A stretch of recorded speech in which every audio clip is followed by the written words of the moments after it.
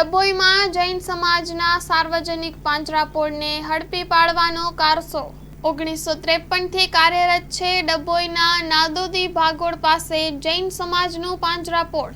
જૈન સમાજના જ 5 લોકોએ એકબીજાના ખોટા દસ્તાવેજો થકી કાવતરું ઘડ્યું।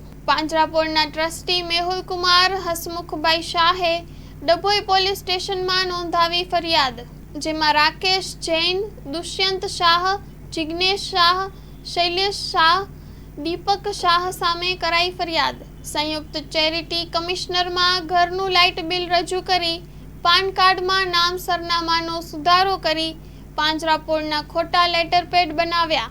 ભારત સરકારના દર્પણ પોર્ટલ ઉપર પાંજરાપોળ ટ્રસ્ટના બેનર તેમજ પ્રમુખ સહિતના હોદ્દેદારોનું ખોટું લિસ્ટ, મોબાઈલ નંબર અને ઈમેલ આઈડી દર્શાવ્યા।